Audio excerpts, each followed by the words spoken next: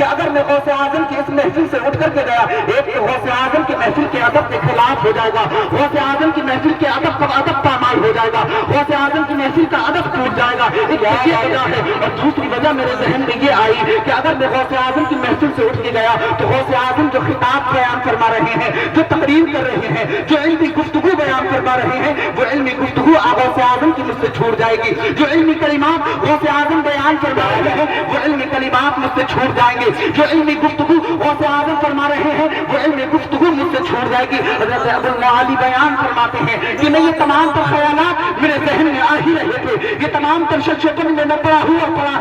ہی تھا، اچانک سے کیا ہوتا ہے کہ غوث اعظم اپنی چادر مبارک میرے اوپر ڈالتے ہیں، اور جیسے ہی غوث اعظم نے اپنی چادر مبارک میرے اوپر ڈالی، اچانک سے کیا ہوتا ہے کہ میں اپنے آپ کو ایک بیابان جنگل میں پڑا ہے، پہاڑوں کے درمیان میں پاتا ہوں، میں اپنے آپ کو پیڑ پوٹوں ایک جنگل کے اندر پاتا ہوں۔ حضرت ابو المعالی بیان فرماتے ہیں کہ میں نے جیسے ہی اپنے آپ کو ایک جنگل میں دیکھا، میں نے جیسے ہی اپنے آپ کو پہاڑیوں کے بیچ میں دیکھا، میں نے جیسے ہی اپنے آپ کو پہاڑیوں کے درمیان میں دیکھا، جنگل میں دیکھا، ایک بن میں دیکھا، میرے دل میں خیال آیا کہ اے ابو المعالی جب جنگل میں آ ہی گئے ہو اور تمہیں قضائے حاجت کی ضرورت ہے تو کیوں نہ قضائے حاجت سے فارغ ہو جاؤ، کیوں نہ اپنی پریشانی سے جو شدت تمہیں قضائے حاجت کی ہو رہی ہے اس سے فراغت حاصل کر لو۔ حضرت ابو المعالی بیان فرماتے ہیں میرے پاس میں ایک چادریوں کا گچھا تھا، اس چادری کے گچھوں کو میں نے پیڑ پر ٹانگ دیا، پیڑ پر ٹانگنے کے بعد میں قضائے حاجت سے فارغ ہوا، فارغ ہونے کے بعد میں برابر میں ہی دریا تھا، اس دریا میں جا کر کے میں نے وضو کیا،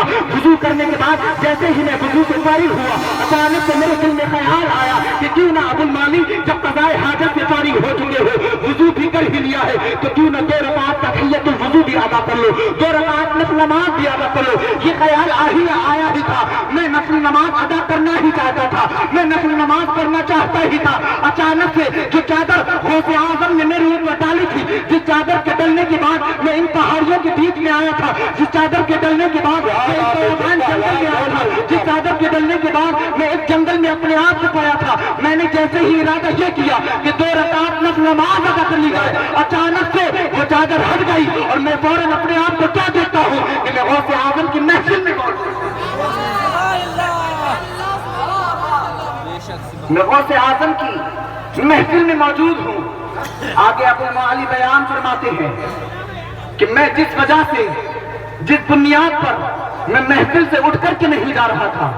جس وجہ سے میں محفل سے اٹھ کر کے نہیں گیا کہ کہیں ایسا نہ ہو کہ غوث اعظم کی گفتگو مجھ سے چھوٹ جائے، کہیں ایسا نہ ہو غوث اعظم کی علمی کلمات مجھ سے چھوٹ جائے، کہیں ایسا نہ ہو غوث اعظم کی قیمتی گفتگو مجھ سے چھوٹ جائے، جس بنیاد پر، جس وجہ سے میں نے اس محفل کو نہیں چھوڑا تھا۔ اور جب میں نے دوبارہ سے غوث اعظم کی مجلس میں اپنے آپ کو پایا تو قسم خدا کی غوث اعظم جو کلمات، جو علمی گفتگو اس وقت بیان فرما رہے تھے، جس وقت میرے اوپر چادر ڈالی تھی، جو گفتگو غوث اعظم اس وقت کر رہے تھے، جو علمی کلمات غوث اعظم اس وقت بیان فرما رہے تھے، جو الفاظ اس وقت تھے، جو لفظ غوث اعظم کا اس وقت تھا، جیسے ہی میں محفل میں دوبارہ حاضر ہوا قسم خدا کی وہی الفاظ، وہی لفظ، وہی قیمتی کلمات، وہی قیمتی گفتگو غوث اعظم اب بھی بیان فرما رہے تھے۔ تبھی تو امام اہل سنت لکھتے ہیں کہ واہ کا مرتبہ اے غوث ہے بالا تیرا، وہ ہے کے سروں سے قدم آلا تیرا۔ بے شک سبحان اللہ، زندہ باد زندہ، بہت اچھا کے سروں سے قدم آلا تیرا۔ اس کے بعد حضرت ابو المعالی آخری بات حضرت فرماتے ہیں کہ اس کے بعد